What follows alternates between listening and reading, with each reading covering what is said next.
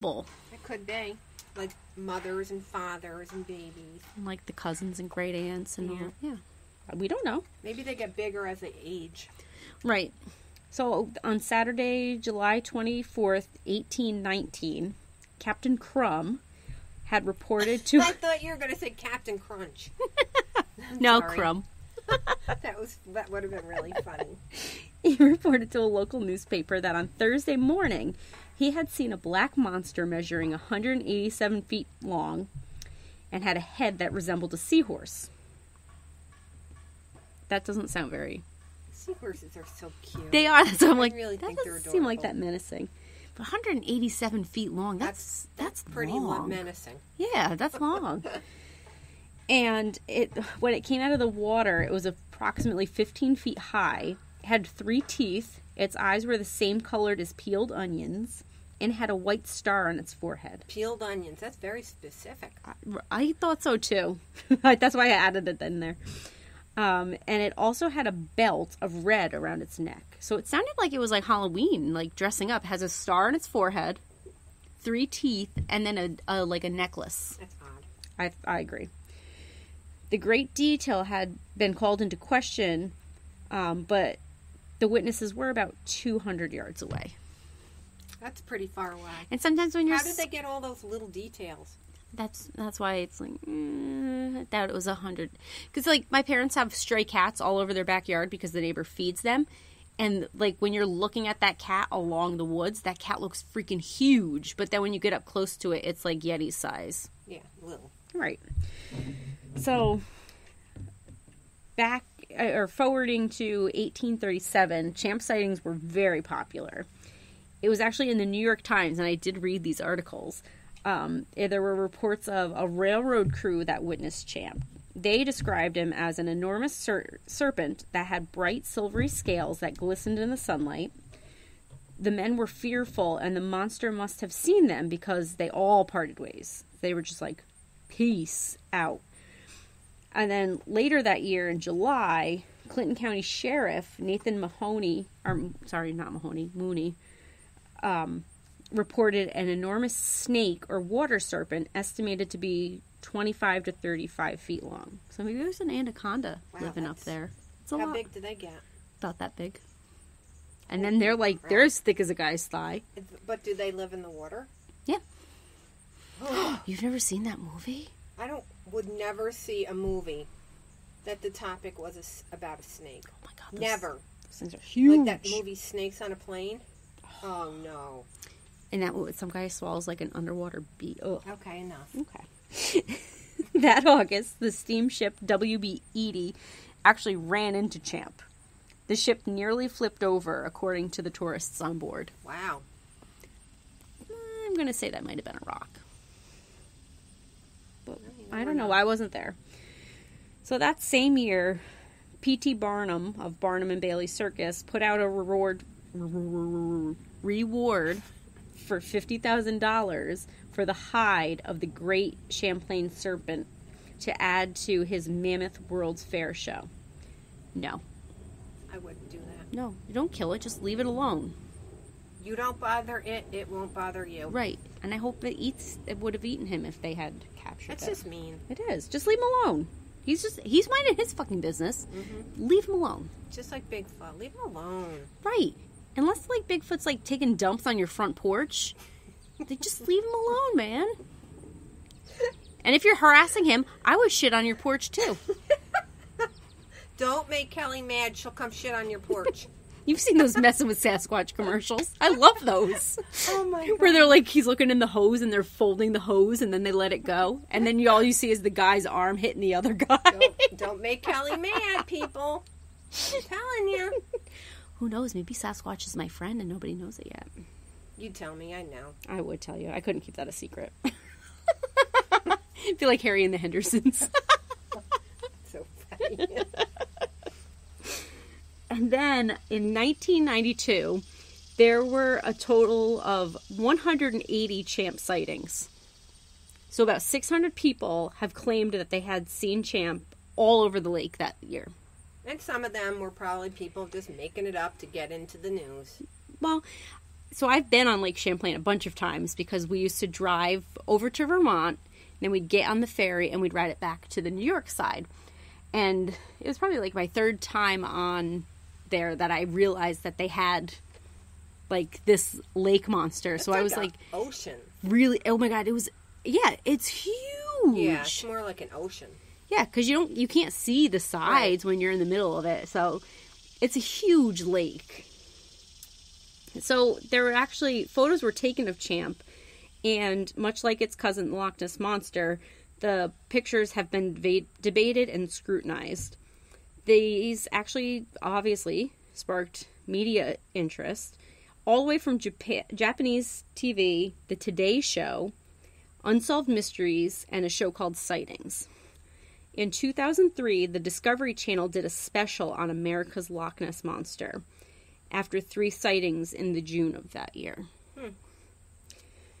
So, you know, I will give it up for the surrounding areas. There are actually laws that protect Champ. Just like Bigfoot. Right. So, if on both sides of it. So in 1981, Port Henry, New York, declared their waters as a safe haven for Champ. Aww. In 82, Vermont passed a House resolution protecting Champ. And then in 83, New York, both state assembly and Senate passed resolutions to protect Champ. Wow.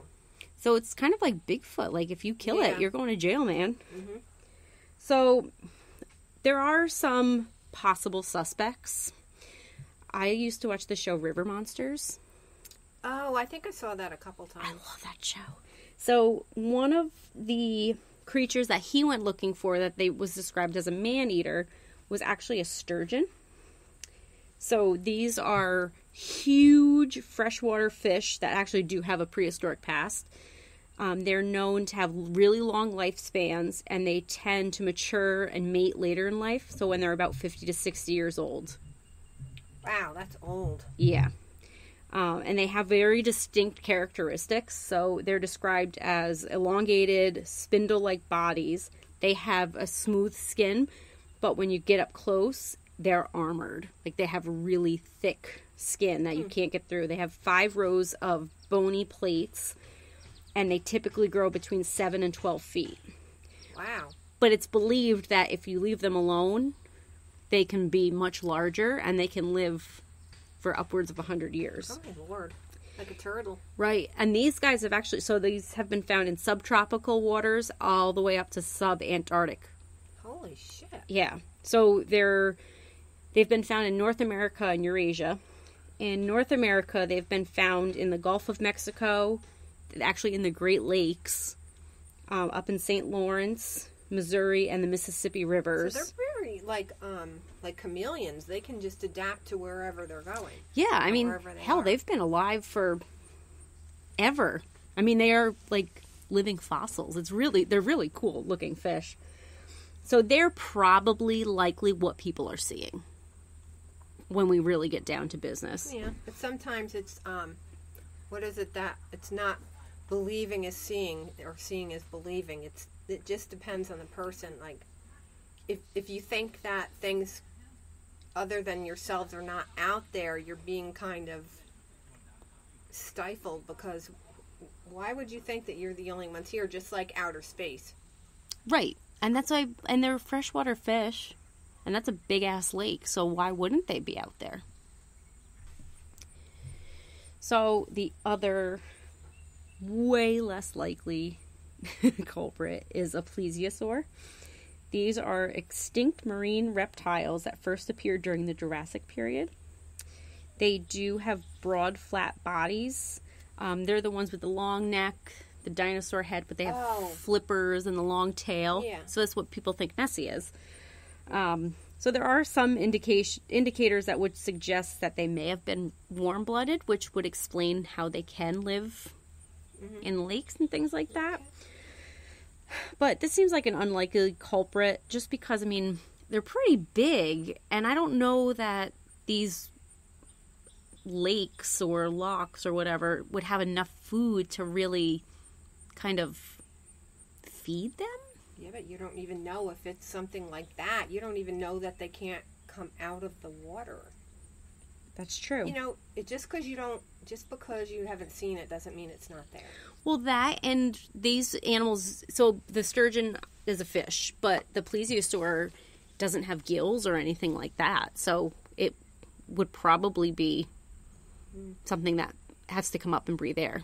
I'd like to believe there's more than just what we see here. It'd be awesome if it was a plesiosaur. There's like you're seeing all these shows coming out finding like animals and fish and stuff like that they didn't even know existed anymore. Like the coelacanth, they thought that was long extinct, but then somebody just kind of happened to walk through an Indian fish market and they were selling them. Oh my gosh. Because they were just fishing them because they were there. So here's this fish that we thought had been extinct for a long, long time, and they're still alive and well. Wow. So I believe, and there's those weird deer that have the gills on their nose. I never heard of that. They're really cool. I'll have to do something on them.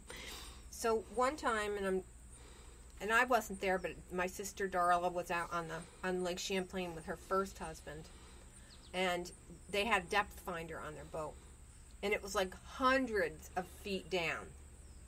You know, and you need a depth finder to make sure you're not going to run over something or run onto ground or something like that. So they have it like they're stopped and they're anchored, and it's like a couple hundred feet down, and all of a sudden the depth finder goes to like 18 or 20. Ooh. They're like out in the middle. And it's like that for like 4 or 5 minutes, and then all of a sudden it goes right back to where it was before. Holy crap. So I don't, you could say, oh, that was a depth finder. Maybe it was, going wonky or something. But I don't know. I mean, it could have been the depth finder, messing up or short-circuiting. I don't even know what it would do. But it had never done that before. We're going to call that Champ. I would too. I'm calling it Champ. That's pretty awesome. Because that's the thing. If this thing is that big, especially if it's like a sturgeon or something like that has gills and doesn't need to come up for air, there's no reason for it to surface. No. It could have found that there was a ton of fish under their boat and chomp. Mm-hmm. See, that's cool. I mean, it's just like the UFOs. You never really heard anything about that kind of stuff when I was a kid. It was almost like, oh, no, that's fake. But now, all of a sudden, if you're watching the news or you're watching these history channels or whatever, it's like, it's basically the government is saying, but not coming out and saying, we do have life outside of this planet. That there really is something out there. How could there not? I believe it. I'm saying, how could there not be? I bet you they're way smarter than us. Let's hope. They're probably like they are so screwed up. Let's not stay there for too much time. They probably look at us like lab rats. Yeah. How we think they're funny looking. Like if you see those comical pictures of them that they're all head and big, long, enormous arms and fingers, they probably look at us and like, man, they are fucked up. Yeah, and then they're like, God, they're so stupid. Yeah. Let's study and poke at them. But, so I know it's a super short episode, but I'm still, it's Diet Love Pass is going to be a pretty long episode, so. And now we're going to have a special co-host for you that day. We are. I'm so excited. We're going to have Nat from Crime Time Nerds, so that should be fun because she's a big fan of this too. Oh, she loves that story. So, and I found a new theory that I have not heard on any other podcasts, so we are going to really get into that and talk about the possibility, because I think it could maybe be part of the answer as to what happened to the crew that night. I look forward to listening to that podcast. Yay. But let's try something new and have another co-host for Cal and see how it works out for her. I'm sure she won't be not nearly as fun as me. No, she's great. You guys will love it. So we'll be doing more crossover stuff too, because it's fun to have our buddies. It is. Come in and chit-chat with us. So, but until then, you guys can find us on all of our social media. I think you should know it by now. It's either Shiny Things Podcast or Shiny Things Pod 1. And email us at shinythingspodcast@gmail.com. Like us on Facebook.